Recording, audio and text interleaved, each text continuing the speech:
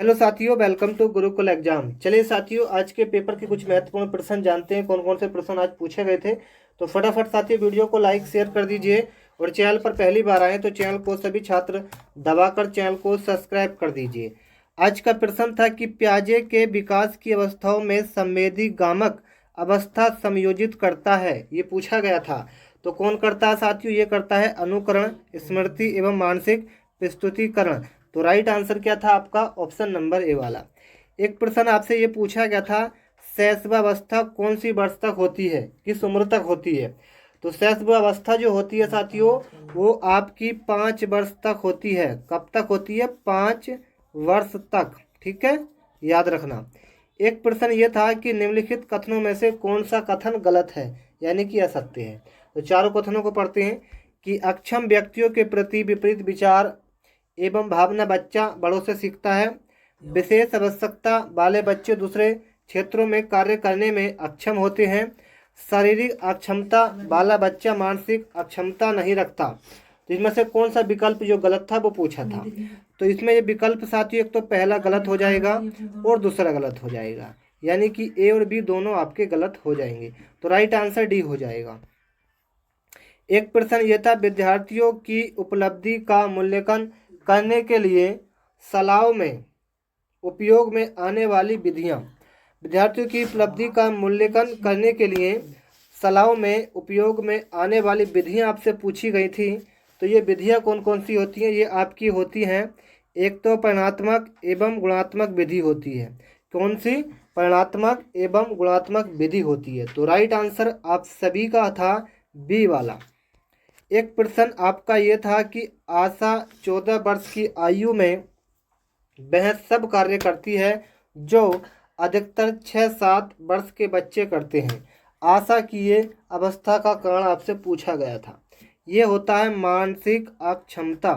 कौन सी? मानसिक अक्षमता। तो राइट आंसर आपका ए था।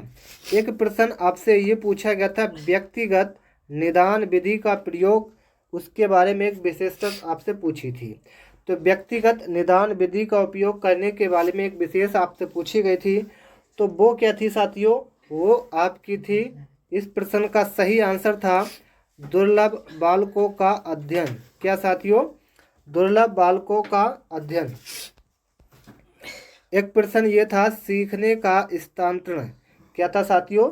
सीखने का स्थानांतरण पूछा था आपसे।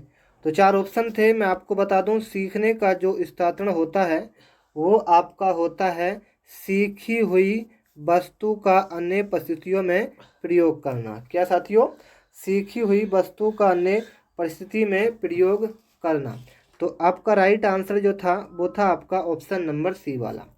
एक प्रश्न ये था, व्यक्तिगत भिन्नताओं के मापन की सर्वोत्तम मापनी क्या होती है? व्यक्तिगत भिन्नताओं के मापन की सर्वप्रथम मापनी जो होती है वो आपकी होती है अंतराल मापनी। क्या साथियों? अंतराल मापनी।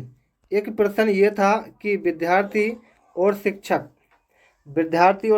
के बीच की एक संवेगात्मक प्रक्रिया जो उनके सीखने के वातावरण में बदलाव लाती है वह क्या होती है? तो वो क्या होती है साथियों? वो आपकी होती है, एक तो मूल्यांकन होती है, एक आकलन होती है। तो ए प्लस बी आपका राइट आंसर हो जाएगा। ठीक है। एक प्रश्न ये था, अध्ययन की दृष्टि से व्यक्तिगत विविधताओं का महत्व आपसे पूछा गया था। अध्ययन की दृष्टि से व्यक्तिगत विविधताओं का महत्व आपसे पूछा गया था। तो इस प्रश्न का सही आंसर था विद्यार्थियों का समरूप समूह में वर्गीकरण। विद्यार्थियों का समरूप समूह में वर्गीकरण आपसे पूछा था। एक प्रश्न ये था, विभेदकारी परीक्षण का अंतर आपसे पूछा गया था। विभेदकारी परीक्षण अंतर करता है किस चीज़ में? ये आपका करता है एक तो कमज़ोर विद्यार्थियों में, सामान्य विद्यार्थियों में, प्रतिभाशाली विद्यार्थियों में। तो राइट आंसर क्या था? तीनों विकल्प आपके सही थे, यानी कि उपयुक्त सभी। एक प्रश्न आपका ये था कि एक बालक जो शारीरिक दोषों से ग्रस्त है उसमें उत्पन्न क्या होता है?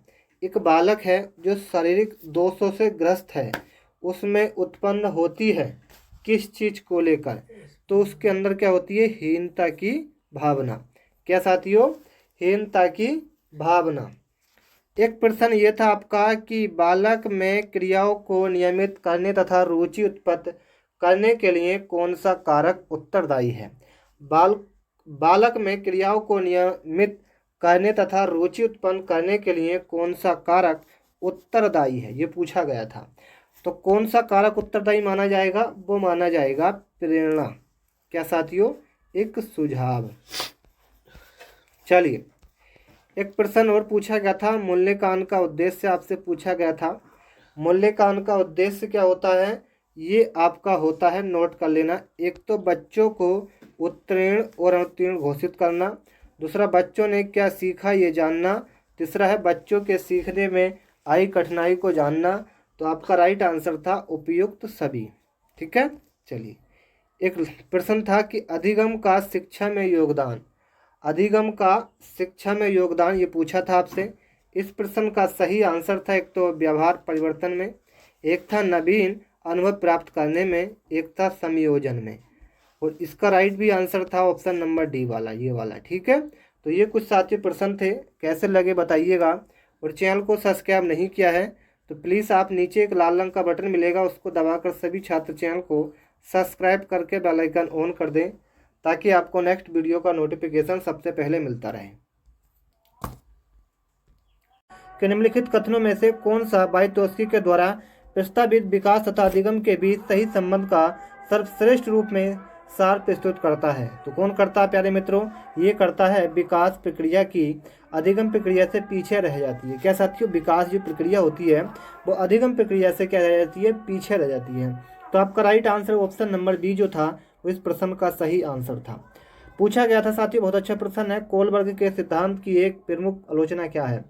तो कोलबर्ग के सिद्धांत की एक प्रमुख जो आलोचना है साथियों, वो है आपकी, कोलबर्ग ने पुरुष एवं महिलाओं की नैतिक तार्किकता मतलब नैतिक तार्किकता में संस्कृत विविधताओं को महत्व नहीं दिया। तो ये क्या साथियों, एक प्रमुख आलोचना है, किसके द्वारा, कोलबर्ग के द्वारा। तो राइट आंसर आपका सी बिल्कुल सही आंसर हो जाएगा। आगे आपसे पूछा गया था, एक शिक्षार्थी केंद्रित कक्षा या कक्ष में अध्यापिका क्या करेगी।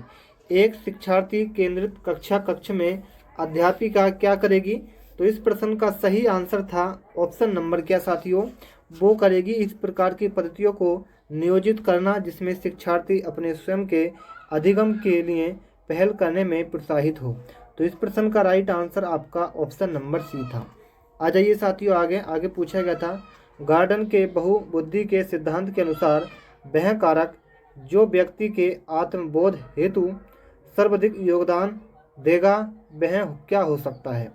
तो वह साथियों हो सकता है अंत व्यक्तित्व। क्या साथियों, अंत व्यक्तित्व। आगे पूछा गया था आपसे मित्रों कि वाइटोस्की तथा पियाजे परिप्रेक्ष्यों में एक प्रमुख भिन्नता क्या थी।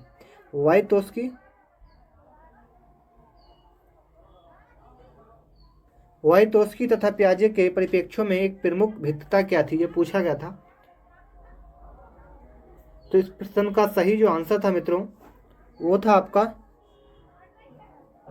भाषा एवं चिंतन के बारे में उनके दृष्टिकोण। क्या साथियों, भाषा एवं चिंतन के बारे में उनके दृष्टिकोण। तो आपका राइट आंसर क्या था, ऑप्शन नंबर सी वाला। आगे आपसे पूछा गया था मित्रों, नोट करते चलना, काफ़ी इंपॉर्टेंट प्रश्न है कि इस पर अत्यधिक वाद विवाद होता है कि क्या लड़कों एवं लड़कियों में योग्यताओं का विशिष्ट समूह उनके अनुवांशिक घटकों के कारण होता है। इस संदर्भ में निम्नलिखित में से आप सबसे अधिक किससे सहमत हैं। बहुत अच्छा प्रश्न है। तो इस प्रश्न का सही जो आंसर है साथियों, वो आपका हो जाएगा, 4 ऑप्शन थे लेकिन सही जो आंसर आएगा वो आपका ये वाला आएगा कि सभी लड़कियां में कला विषयों के लिए अंतर्निहित प्रतिभा होती है, जबकि लड़के आक्रामक खेलों में बेहतर प्रदर्शन के लिए अनुवांशिक रूप से तैयार होते हैं। तो आपका right answer option number C था। आ जाइए साथियों आगे, बहुत अच्छा प्रश्न है। एक अध्यापिका ये सुनिश्चित करना चाहती है कि उसके विद्यार्थी आंतरिक रूप से प्रेरित हैं, इस संदर्भ में वह क्या करेगी। बहुत अच्छा प्रश्न है, काफ़ी इंपॉर्टेंट प्रश्न है। तो इस प्रश्न का जो प्यारे मित्रों आंसर आएगा, मैं आपको बता दूं क्या आएगा, वो आएगा अंतिम परिणाम पर ध्यान देने के बजाय व्यक्तिगत रूप से बच्चों की अधिगम की प्रक्रिया पर ध्यान देना। तो आपका राइट आंसर बी था। चलिए आगे आपसे पूछा गया था प्रश्न नंबर 8 में कि कक्षा परीक्षणों में अच्छा प्रदर्शन करने में एक बच्चे की असफलता हमें इस विश्वास की तरफ ले जाती है कि, ये पूछा गया था। तो सबसे श्रेष्ठ जो विकल्प होगा साथियों इस प्रश्न का वो आपका हो जाएगा विश्वास की तरफ ले जाती है कि पाठ्यक्रम, शिक्षण पद्धति तथा आकलन प्रक्रियाओं पर विचार करने की आवश्यकता हो। तो आपका राइट आंसर बी हो जाएगा। अगले प्रश्न में पूछा गया था कि आपकी कक्षा में कुछ बच्चे हैं जो गलतियां करते हैं। इस परिस्थिति का आपके विश्लेषण के अनुसार कौन सा कथन सर्वाधिक उपयुक्त है? बहुत अच्छा प्रश्न है। इस प्रश्न का जो सही तर्क होगा वो ऑप्शन नंबर डी होगा, यानी कि बच्चों ने अभी तक संकल्पात्मकता स्पष्टता प्राप्त नहीं की है। इससे प्रभावी ढंग से सीखेंगे। प्राथमिक विद्यालय के बच्चे उस वातावरण में सबसे प्रभावी ढंग से सीखेंगे। उस प्रश्न का जो राइट आंसर था मेरे मित्रों, नोट कर लेना, करेक्ट आंसर था जहां उनकी संवेदनात्मक आवश्यकताओं की पूर्ति होती है और वे अनुभव करते हैं कि वे महत्वपूर्ण हैं। तो राइट आंसर था ऑप्शन नंबर 4 वाला। ठीक है, आ जाइए मित्रों आगे आपसे पूछा गया है, नोट करिएगा कि एक बच्चा खिड़की के सामने से कौवे को उड़ता हुआ देखता है और कहता है कि एक पक्षी, इससे बच्चे के विचार के बारे में क्या पता चलता है? प्रश्न काफ़ी कठिन प्रश्न पूछे गए थे। तो मित्रों इस प्रश्न का जो राइट आंसर था वो था आपका साथियों क्या था, यानी कि जो आपका बच्चे की स्मृतियां पहले से भंडारित होती हैं, उसके बाद बच्चे में पक्षी का प्रत्यय विकसित हो चुका है। उसके बाद क्या था, बच्चे ने अपने अनुभव बताने के लिए भाषा के कुछ उदाहरणों का विकास कर लिया था। तो राइट आंसर था ए और बी और सी, यानी कि ए बी सी किसके अंदर है? ऑप्शन नंबर 2 के अंदर है। चलिए आगे मित्रों क्या पूछा गया था, नोट करिएगा कि कोई शिक्षक अपने विद्यार्थियों को क्या कहे कि उन्हें भीतरी प्रेरणा के साथ कार्य करने के लिए प्रोत्साहित कर सके। तो मेरे मित्रों इसको का जो सही आंसर आपका था वो था ऑप्शन नंबर 3। क्या था साथियों? ऑप्शन नंबर 3, यानी इसको क्या करना चाहिए, इसे करने की कोशिश करो, इसे करने की कोशिश करो और तुम सीख जाओगे कि सीखना विद्यार्थी की उन्नत प्रेरणा है, जबकि किसे से पहले कार्य समाप्त कर प्रेरित करने में कार्य करने वाला व्यक्ति भारी प्रेरणा के रूप में कार्य कर रहा है। मित्रों आगे आपसे पूछा गया था, कोई शिक्षिका अपने विद्यार्थियों को, ध्यान से नोट करिएगा, कोई शिक्षिका अपने विद्यार्थियों को अध्ययन करने हेतु आंतरिक रूप से उत्प्रेरित करने के लिए कैसे प्रोत्साहित कर सकती है? बताइए। प्रोत्साहित तो ये कर सकती है व्यक्तिगत लक्ष्य निर्धारित करने और उनमें निपुणता पाने में उन्हें मदद देकर। ठीक है, तो राइट आंसर बी था। आ जाइए मित्रों आगे आपसे पूछा गया था, किसी प्रारंभिक कक्षा में प्रभावशाली शिक्षकों का उद्देश्य विद्यार्थियों को उत्प्रेरित करना होगा। तो राइट आंसर था सीखने के लिए, जिससे वे जिज्ञासु बने और सीखने के लिए ही सीखना पसंद करें। तो राइट आंसर आपका था ऑप्शन नंबर 4, बिल्कुल सही आंसर। ठीक है, चलिए आगे आइए मित्रों, बहुत अच्छी बात है, प्रश्न काफ़ी इंपोर्टेंट है कि निम्नलिखित में से कौन सा उदाहरण प्रभावशाली विद्यालय की प्रथा का है? बहुत अच्छा प्रश्न है साथियों, नोट करते चलना। प्रश्न नंबर जो आपका 10 है, राइट आंसर होगा व्यक्ति संक्षेप अधिगम। क्या साथियों? व्यक्ति संक्षेप अधिगम। ठीक है, तो करेक्ट आंसर था आपका ऑप्शन नंबर 2, बिल्कुल सही आंसर। आगे मित्रों आपसे पूछा गया था, विकास का सिरपदा विभुक दिशा सिद्धांत व्याख्या करता है कि विकास इस प्रकार आगे बढ़ता है। बहुत अच्छा प्रश्न है साथियों, राइट आंसर था सिर से पैर की ओर। किससे ओर? सिर से पैर की ओर। ठीक है, चलिए आ जाइए आगे मित्रों आपसे पूछा गया था, भाषा विकास के लिए सबसे संवेदनशील समय निम्नलिखित में से कौन सा है? तो इस प्रश्न का राइट आंसर था आपका प्रारंभिक बचपन का समय। प्रारंभिक बचपन का समय। ठीक है, चलिए आ जाइए आगे मित्रों, एक बहुत अच्छा प्रश्न है, नोट करिएगा कि 6 वर्ष की लड़की खेल कूद में असाधारण योग्यता का प्रदर्शन करती है। उसके माता पिता दोनों ही खिलाड़ी हैं, उसे नृत्य प्रशिक्षण प्राप्त करने भेजते हैं। इस समाप्त हंत में उसे प्रशिक्षण देते हैं, बहुत संभव है कि उसकी क्षमताओं निम्नलिखित दोनों के बीच परस्पर प्रतिक्रियाओं का परिणाम होगी। तो ये बहुत अच्छा प्रश्न था, नोट कर लेना। आंसर आपका आएगा ऑप्शन नंबर 4 यानी कि आनुवांशिकता और पर्यावरण। ठीक है, चलिए आ जाइए मित्रों आगे प्रश्न पर। बहुत अच्छा प्रश्न है, नोट करिएगा सभी छात्र कि निम्नलिखित में से कौन से सामाजिकरण के गुण वाहक हो सकते हैं। निम्नलिखित में से कौन से समाजीकरण के गुण वाहक हो सकते हैं। इस प्रश्न का राइट आंसर था विद्यालय और पास और पड़ोस। ठीक है, चलिए तो मित्रों आ जाइए आगे। आगे पूछा गया था लेव वाइतोस्की के अनुसार संज्ञात्मक विकास का मूल कारण क्या है। तो यह है आपका सामाजिक अन्योन्य क्रिया। क्या साथियों, सामाजिक अन्योन्य क्रिया। ठीक है, चलिए आ जाइए मित्रों आगे। किसी बच्चे का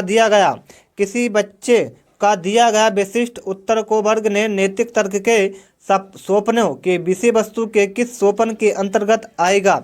यदि क्या हो, यदि आप ईमानदार हों तो आपके माता पिता पर आपको गर्व करेंगे। यानी कि आप ईमानदार हैं तो आपके माता पिता आप पर गर्व करेंगे, इसलिए आपको ईमानदार रहना चाहिए।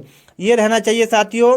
अच्छी लड़की, ध्यान से नोट करिएगा, अच्छी लड़की अच्छा लड़का अनुकूल रहना चाहिए। ठीक है, चलिए आगे पूछा गया था मित्रों जीन पियाजे के अनुसार और कोलबर्ग के, इनसे आपके जो प्रश्न काफ़ी इंपॉर्टेंट प्रश्न पूछे जा रहे हैं। तो जीन पियाजे के अनुसार अधिगम के लिए निम्नलिखित में से क्या आवश्यक है। यह है विद्यार्थियों के द्वारा पर्यावरण की सक्रिय खोजबीन। ठीक है, चलिए मित्रों आ जाइए।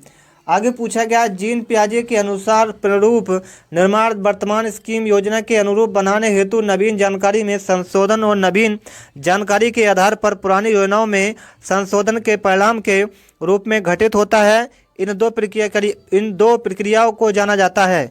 ये जाना जाता है साथियों समावेशन और संयोजन के रूप में। ठीक है, तो राइट आंसर था ऑप्शन नंबर 3। चलिए मित्रों आगे आ जाइए। बहुत अच्छा प्रश्न है, आ चुका है आप सभी के लिए। पूछा गया है किसी प्रगतिशील कक्षा की व्यवस्था में शिक्षक एक